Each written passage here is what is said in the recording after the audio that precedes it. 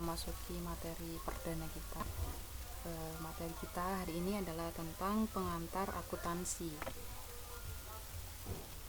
Ya, sebelum itu Ibu akan kasih tahu apa saja yang akan kita pelajari di materi pengantar akuntansi, yaitu kita belajar tentang apa itu akuntansi, kemudian jenis-jenisnya apa, kemudian transaksi bisnisnya seperti apa, lalu tentang entitas bisnis, apa itu perusahaan, dan lain sebagainya. Oke, langsung saja. Pengertian akuntansi. Akuntansi adalah suatu sistem informasi yang terdiri atas proses identifikasi, pencatatan, dan mengkomunikasikan transaksi ekonomi suatu entitas bisnis untuk pihak-pihak yang berkepentingan. Dalam pengertian akuntansi, dia mengandung 4 faktor. Yang pertama ada input, kemudian ada proses, ada output, dan ada pengguna informasi keuangan itu sendiri. Nah, dari pengertian akuntansi ini, kita dapat menarik kesimpulan bahwa akuntansi ini adalah sarana informasi yang digunakan untuk menginformasikan suatu informasi keuangan bagi pihak-pihak yang berkepentingan, entah itu pihak internal si entitas bisnis maupun pihak eksternal entitas bisnis. Nah, kenapa kita membutuhkan informasi keuangan? Karena misalnya bila kita memiliki suatu perusahaan ya, lalu kita mempunyai aset sebanyak 100 juta misalnya. Nah, dalam melakukan produksi, melakukan kegiatan entitas bisnis kita memerlukan alat misalnya. Nah, dengan harta atau aset yang telah kita miliki, sebaiknya digunakan untuk apa? Yang pertama misalnya membeli, ataukah kita harus menyewa.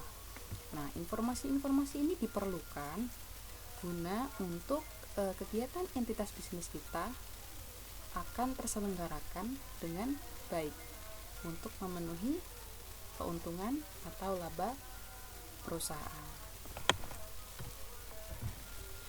Baik, selanjutnya kita bicara tentang perusahaan, atau biasanya dia dibahasakan ke dalam bahasa entitas bisnis atau perusahaan. Secara bahasa didefinisikan sebagai suatu kegiatan atau pekerjaan yang diselenggarakan dengan peralatan atau dengan cara tertentu dengan tujuan untuk mencari keuntungan. Nah, jadi fungsi dari penyelenggaraan kegiatan produksi entah barang maupun jasa itu tujuannya satu, untuk mencari keuntungan.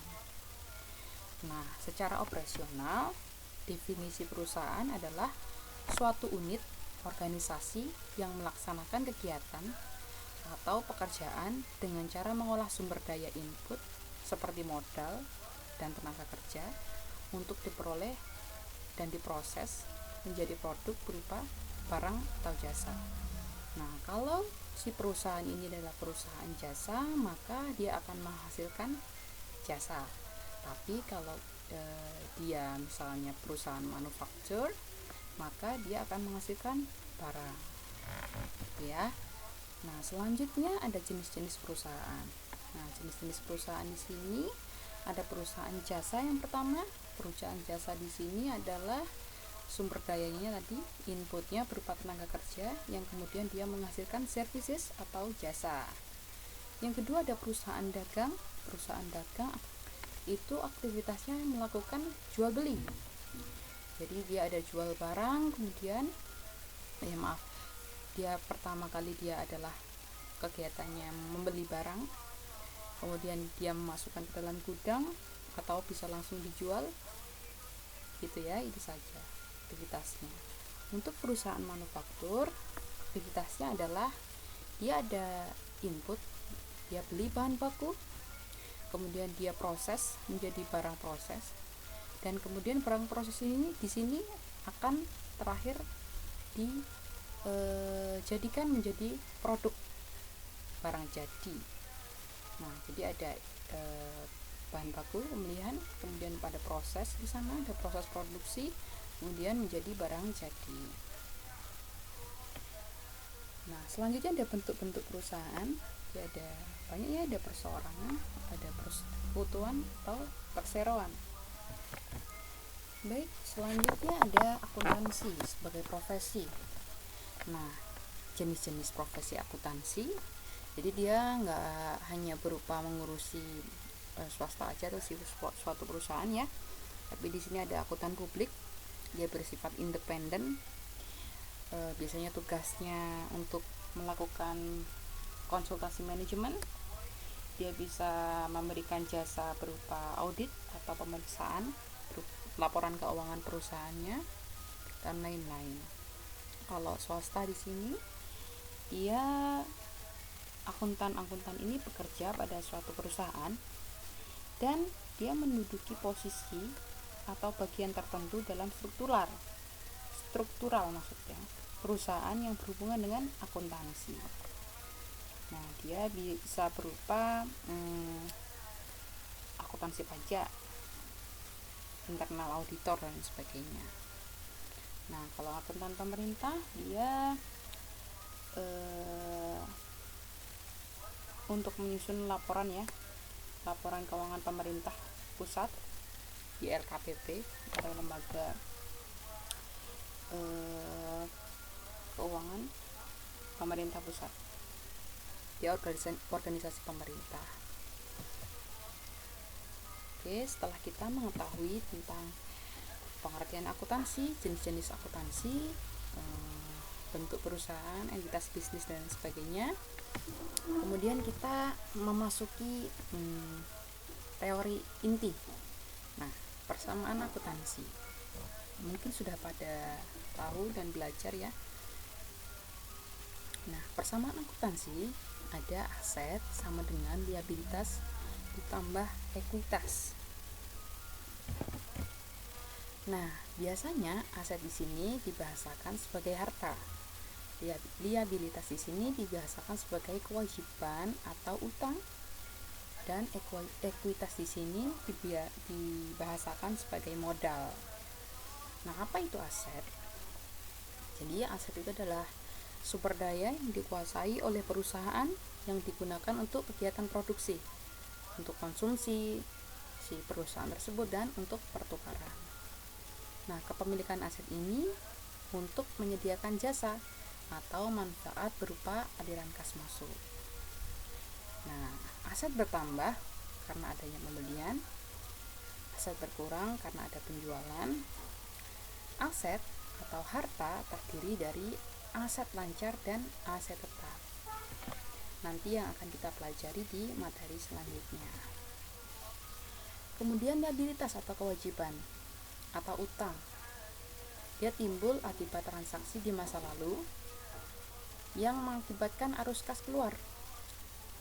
Jadi kalau ada utangnya naik atau kewajibannya naik disebabkan oleh pembelian secara kredit, bisa jadi karena penundaan pembayaran tagihan. Selanjutnya, kalau si utang ini menurun atau berkurang, maka bisa disebabkan karena si perusahaan tersebut membayar hutangnya. Oke, itu tentang liabilitas. Selanjutnya, ekuitas. Ekuitas itu adalah apa? Dia hak milik, modal, gitu ya. Nah, dia ada kenaikan atau bertambahnya modal disebabkan karena ada penyetoran modal oleh pemilik dan penerimaan pendapatan.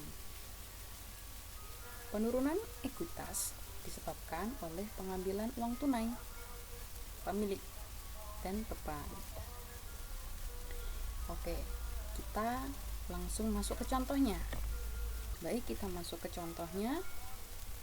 Yang pertama, Jika aset yang dimiliki perusahaan sejumlah 50 juta dan liabilitas sebesar 20 juta, maka ekuitas pemilik sama dengan 30 juta. Nah, perhitungannya seperti ini. Aset sama dengan liabilitas ditambah ekuitas. Nah, kalau kita untuk mencari ekuitas, dibalik ya, jadinya aset dikurangi liabilitas. 30 juta sama dengan 50 juta dikurangi 20 juta. Jangan sampai kebalik persamaan akuntansi ini ya. Oke, kemudian kita belajar tentang transaksi bisnis. Yang pertama, ada Tuan Indra, dia pemilik Unindra Express, membuka rekening di bank dengan setoran awal adalah 50.000 atas nama Unindra Express. Nah, bagaimana pencatatannya? Yang pertama, karena si Tuan Indra sebagai pemilik ini menyetorkan kas ke dalam perusahaannya Unindra Express, maka 50.000 ini menjadi aset atau kas ke dalam Unindra Express. Kita masukkan ya, aset sama dengan 50.000 sama dengan liabilitas karena Unindra Express ini belum punya utang, dan ekuitasnya atau modalnya kita masukkan 50.000. Transaksi yang kedua, Unindra Express membeli bahan habis pakai secara kredit sebesar 1.500. Nah, bagaimana pencatatannya? Yang pertama kita catat. Tadi kita masukkan yang pertama tadi kasnya adalah 50.000. Kemudian kita membeli bahan habis pakai secara kredit. Maka kalau kita membeli secara kredit pasti ada hutang yang bertambah dan bahan habis pakai yang bertambah. Oke, kita masukkan kolom bahan habis pakai, kita masukkan 1.500 dan kita menjadi punya utang karena belinya masih kredit ya. Hutang usaha adalah 1.500. Jadi kita saldo akhirnya jadi kasnya adalah 50.000. Bahan habis pakainya atau perlengkapannya bisa dibilang 1.500. Utang usahanya 1.500 dan modalnya adalah 50.000. Transaksi ketiga, Unindra Express membeli secara tunai sebidang tanah di pusat kota sebesar 10.000. Oke, kita masukkan dulu tadi yang sudah ada. Karena dia membeli secara tunai, maka ada kas atau uang yang keluar atau aset yang keluar atau yang berkurang dari Unindra Express. Kita kurangi dulu kasnya 10.000. Kemudian kita langsung lihat saldo akhirnya ya, 50.000 dikurangi 10.000 adalah 40.000. Bahan habis pakainya tetap, tanahnya bertambah karena tanah ini termasuk aset ya, kita masukkan ke dalam golongan aset. Tanah bertambah 10.000. Hutang usaha tetap, modalnya juga tetap. Transaksi yang keempat, Unindra Express menerima uang tunai dari konsumen hasil dari jasa pengiriman sebesar 18.500. Uang tunai yang diterima perusahaan tersebut disebut pendapatan usaha. Oke, jadi dari transaksi ini Unindra Express menerima uang tunai. Jadi kalau ada penerimaan uang tunai, maka kasnya bertambah 18.500 dan ada pendapatan usaha juga yang bertambah. Kita masukkan juga 18.500 ya. Kita lihat kolom ada penambahan kas karena ada kas masuk 18.500. Saldo akhir kasnya jadi 58.500. Untuk bahan habis pakai, tanah, utang usaha dan modalnya tetap.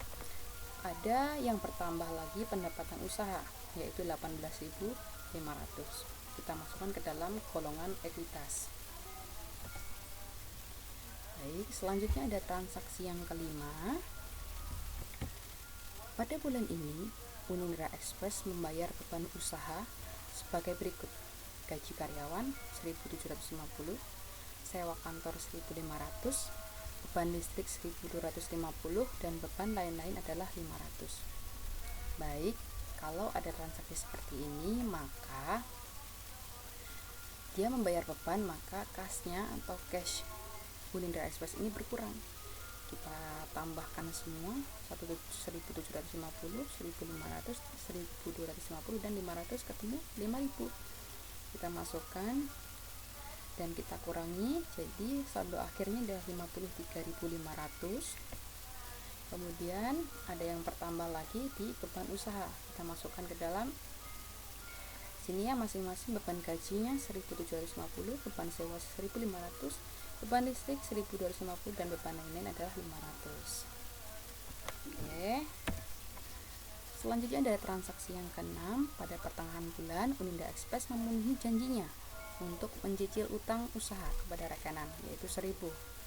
Nah, kalau dia membayar utang, maka yang pasti akan berubah adalah kasnya, karena kita mengeluarkan uang 1000 untuk membayar hutang, dan kemudian yang berkurang juga adalah hutang usahanya 1000 juga. Oke, kita lihat ya. Kas kita masukkan, kita kurangi 1000 menjadi saldo akhirnya 52.500. Kemudian yang berubah juga adalah di bagian utang usaha, karena hutangnya juga berkurang, kita kurangi hutang 1000 jadi 500. Untuk yang lain-lain masih sama ya.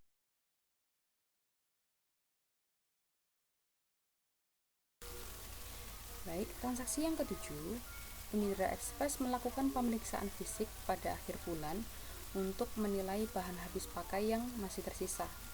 Setelah dilakukan perhitungan, sisa bahan habis pakai tersebut sebesar 600.000. Nah, kita masukkan ya. Kalau ada seperti ini kita sesuaikan. Karena bahan habis pakainya masih ada 600, maka kita masukkan ke dalam saldo akhir di bahan habis pakainya 600. Kalau ada saldo akhirnya 600, maka ada pengurangan yang belum terhitung, yaitu 900. Kita masukkan ke dalam penghitungan. Jadi saldo awalnya 1500, ada pengurangan di sini 900, dan saldo akhir bahan habis pakainya adalah 600.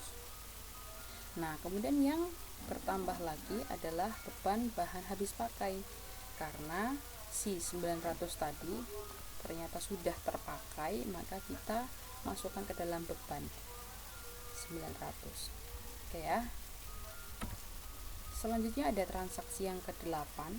Tuan Indra, pemilik Unindra Express, melakukan penarikan tunai sebesar 5.000 untuk keperluan pribadi. Maka kalau seperti ini yang akan berubah, yaitu yang pertama adalah kas, yang kedua ada keperluan pribadi tadi ya, penarikan tunai. Kita masukkan ke dalam kolom lagi yang baru 5.000. Kas saldo akhirnya adalah 47.500. Bahan habis pakainya adalah 600. Tanahnya ada 10.000. Ini golongan aset ya. Kemudian sama dengan liabilitas plus ekuitas tadi. Liabilitasnya utang usaha ada 500. Modal Tuan Indra ada 50.000. Ini tadi penarikan pribadi tadi ya, ada 5.000. Pendapatan usaha 18.500. Beban gajinya 1.750, beban sewanya 1.500, beban listriknya 1.250, dan beban lain-lainnya 500, dan beban habis pakainya adalah 900. Nah, kalau kita rangkum semuanya dari transaksi yang telah kita hitung tadi bersama, dari transaksi 1 sampai 8, ini rangkumannya. Nanti kalian bisa lihat dan baca sendiri ya. Oke, jadi kita harus benar dalam memasukkan komponen-komponen dalam persamaan akuntansi. Kita harus benar memasukkan, misalnya beban kita masukkan ke dalam golongan liabilitas dan modal. Kemudian kalau ada bertambahnya harta, misal ada pembayaran pendapatan jasa misalnya, maka yang akan pertama juga adalah aset dan pendapatan. Nah, kita harus memasukkan secara detail dan seksama ya, jangan sampai tertukar. Oh ya, dalam pencatatannya saldo akhir juga penting untuk dicatat. Selanjutnya ada laporan keuangan. Nah, laporan keuangan ini suatu penyajian terstruktur dari posisi keuangan atau kinerja suatu entitas bisnis tadi. Nah, tujuannya apa? Ya, untuk memberikan informasi mengenai posisi keuangannya, kinerja keuangannya, arus kas entitasnya yang bermanfaat bagi sebagian besar kalangan pengguna laporan dalam pembuatan keputusan ekonomi. Nah, laporan keuangan dia menyajikan informasi aset, liabilitasnya berapa, ekuitasnya, pendapatan dan beban termasuk keuntungan dan kerugian perusahaan tersebut, dan kontribusi dari dan distribusi kepada pemilik dalam kapasitasnya sebagai pemilik dan arus kas. Jadi setelah dia mengetahui keuntungan dan kerugian perusahaan, si pemilik ini harus ngapain nih gitu. Selanjutnya laporan keuangan di sini bisa berupa laporan laba rugi, berupa laporan perubahan ekuitas, berupa laporan neraca, laporan arus kas, dan catatan atas laporan keuangan. Oke, selanjutnya adalah laporan laba rugi. Nih, laporan laba rugi itu untuk mengetahui laba bersihnya. Jadi yang harus kita masukkan adalah pendapatan